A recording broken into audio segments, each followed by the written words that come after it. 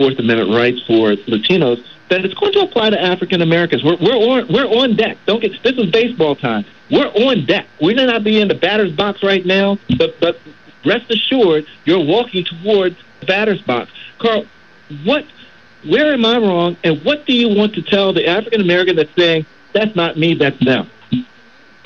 Well, first of all, Daryl, you're absolutely correct. What happens to other groups soon comes to African Americans. But one of the things I would just say to people, never lose control of the narrative. Never lose control of the narrative. Now, I want to just share very briefly with you an event that has been crystal clear for me from the moment I had this experience. I had an opportunity to meet Rosa Parks. She was 84 years old. She died, as you know, when she was 92. But I had an opportunity to meet Rosa Parks in Annapolis. She was speaking at the Black History program. She went through what happened to her. At the end of the program, a reporter who happened to be a white reporter said to Mrs. Parks, "Mrs. Parks, why did you refuse to give up your seat to a white man in 1955? And I will never forget her response, Daryl. She said, "Sir, I did not refuse to give up my seat to a white man. I refused to give up my dignity." She made it very crystal clear. It had nothing to do with the seats. And that's what I want to make this point. This is not just about Fourth Amendment rights. This is about what kind of America we be living in, what kind of America we want. We have to understand, we have to control the narrative. We've got to begin to tell the American people the truth. This country is moving toward fascism. Historically, you can see the signs. This executive is trying to get all the power he can. One of the things that's going on in D.C. right now, there's a bill that's been introduced that will give the President of the United States exclusive power to be able to appoint judges in D.C. As you know, D.C. Does not have a statehood. And this legislation would give that president that power. He is trying to consolidate power. He's trying to rig the system. And we have to make sure that the narrative we get out to people, our people, is that it's time for us to fight back. It's time for us to speak up and speak out. And lastly, our elected officials. I cannot stress enough for our elected officials to be more louder and more clear. When the President of the United States referred to black children as criminals, and we allow that to happen without there being a massive response, it gives them the belief that they can do and say anything, and we will be quiet, and we cannot allow that. And Carl, there's no way Barbara Arnwine was going to miss all of this discussion. Barbara, welcome back on the show, Barbara. Hey, I'm glad to be here. I've been at a wonderful, amazing event that was, helping women and men around this country to get our vote on, to get our political empowerment on. And so I'm glad I was able to do that. And, of course, I don't want to miss a single show. And, Daryl, it's been a great show. I've been listening to Carl and to you, to Karen, to everyone. What a great show. I just wanted to point out that, again, that today, Carl, to your point, I don't think that, Daryl, that we're on deck. They're after us right now. I mean, that's why they're in, D.C. That's why he's sending troops to Chicago. That's why he's talking about Memphis. They're all predominantly black cities in people's viewpoints. And he is trying to disrupt the 2026 election. But everyone listening, if you're in D.C., you've got to be concerned, because one thing Carl was talking about is his. And he today at 2:15, there's going to be a debate on the D.C. crime bill, and the only purpose of this crime bill is to lower the age to 14. To 14. Think about what you were like when you were 14 years of age, to make 14-year-olds be triable as adults. So we got to get on that call that congressional switchboard, right, and speak to your House members, right? Wherever you are in this country, make sure that people know not to vote for this evil bill 225. 202-225-3121. 202-225-3121. Make sure that people know that they shouldn't vote for that evil bill. Our children must be able to be youth. They must be able to be children. They must not be treated like adults. Thank you. I certainly appreciate that, Barbara. You're absolutely right. We got to be certain that we protect the kids. That is one of the responsibilities that we have as adults, is to be certain that we're laying the groundwork, that we're paving a way, that we're being protectors. When a giraffe gives birth to a young giraffe, it does it standing up. And once the newborn comes out, the mother giraffe stays over top of that giraffe until that giraffe can develop its legs and stand on its own. Similarly, that's what we've got to do with regards to our youth. We've got to be certain that we're standing over them, protecting them from vicious and mean-spirited legislation and focuses of the government or anyone who's coming after our children. That's what we've got to do. It's no different, Barbara and Carl and Karen. It's no different than what I think they're doing in Texas, in El Paso, Texas, where they're building this $5,000 facility, this 5,000-person facility to hold people that they suspect are undocumented immigrants. We've got to be certain that we're being protective of the rights of everyone. I'm not saying that anyone should be in the country that is undocumented or illegal or anything along those lines. What I am saying is that we've got to be certain that we have due process that's in place and that we certainly act in a manner that is consistent with being a moral nation, with doing the right thing and reaching the right result and being certain people have the opportunity to not be treated differently, but to have access to our court system and our systems overall. Karen, I know that you want to respond to some of this that you've heard. Please, we'd love to hear your thoughts.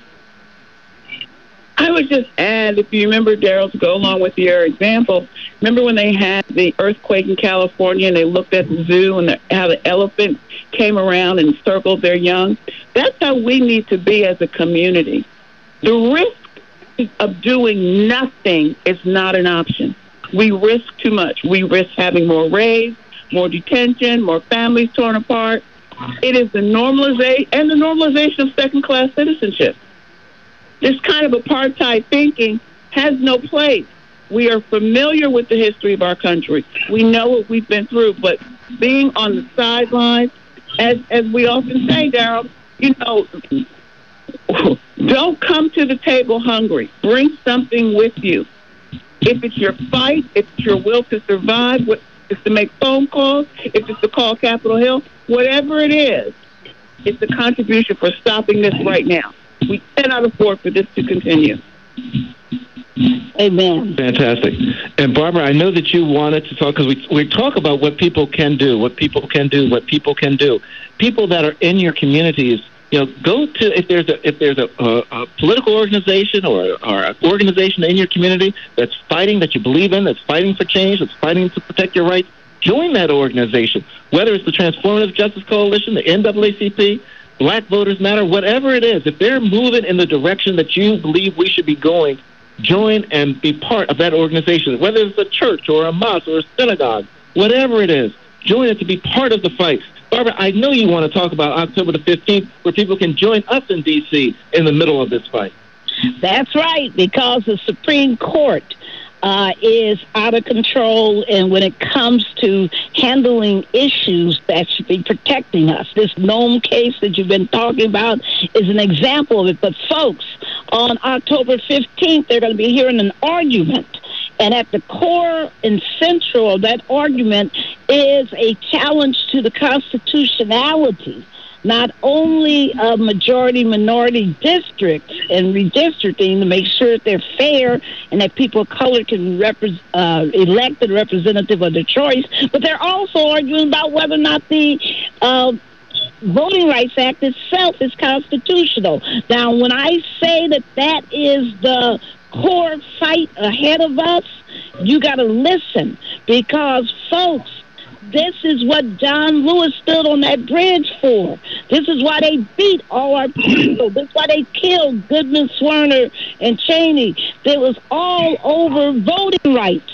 The people, if you have a family member right now who's more than 60 years old, know that they were living in a period where we did not have the right to vote. Throughout the South, less than 5% of African Americans were registered to vote because they wouldn't allow us to vote. They beat and killed people when they tried to vote, when they tried to register to vote. Fannie Lou Hamer beaten for registering people to vote. Listen, folks, we don't give up. We are unstoppable. We always fight forward. We don't stop and say, take away our rights. So join us at the Supreme Court on October the 15th. Be there, and we'll be there from 9 until roughly 1 o'clock. Be there. Come out and stand with us and say to that court, by your presence, that we must have the Voting Rights Act. And then they're going to have a second case. If they can't get it done on this case, they're going to try to do it again. And that's the foot soldiers case. That's the case the Turtle Mountain case. And that's the one where we need your support, because we'll be back at the court again. But meet us October 15th. October 15th.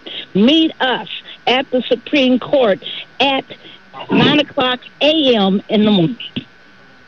Thank you, Barbara. And Andreas Cubillos, he is off, folks. You wonder why I haven't called him? Because he is off to Florida State University, where he's registering voters right now. He had to rush off to get voters registered, so he's busy at work. Carl, do you have a closing word as we wind down this show? Carl. Yeah, I just want to say first to Barbara, thank you for all that you do to make America better and not bitter. And Daryl and Karen, you inspire me. And I know there are people listening. I sleep better at night knowing that you freedom fighters are out there doing what you can to change this course of the nation. And I just want to take this moment to tell people the best way to support you is to make a contribution to Transformative Justice Coalition. Nobody can do everything, but everybody can do something. Please find your something to do and do it. Thank you so much for that, Carl. Folks can go to tjcoalition.org, tjcoalition.org to donate to Transformative Justice Coalition.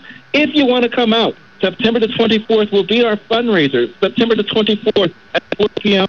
at the law offices of Reed Smith at 1301 K Street Northwest. You can find more information about that at the Transformative Justice Coalition website at the tjcoalition.org. You'll have the opportunity to meet two of the original foot soldiers, Attorney Phil Hunter, who will be there to tell his story and share his story, as well as Betty Boynton, who was 16, 17 years old at the time, couldn't even vote at the time, but she was crossing the Edmund Pettus Bridge, but she understood the importance of the moment and knew that she had to be there. Folks, I want to thank Carl Snowden for being with us, Dr. Karen McCrae for being with us as well, and Andreas Cubillos for being with us. Until next Tuesday, noon, Eastern Standard Time. Peace, everyone. Peace.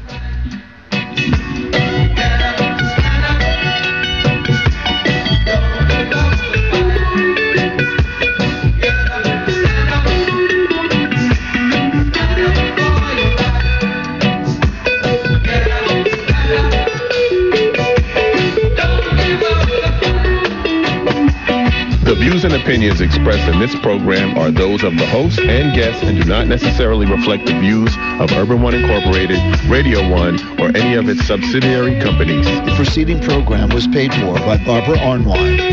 There are everyday actions to help prevent the spread of respiratory diseases. Wash your hands. Avoid close contact with people who are sick.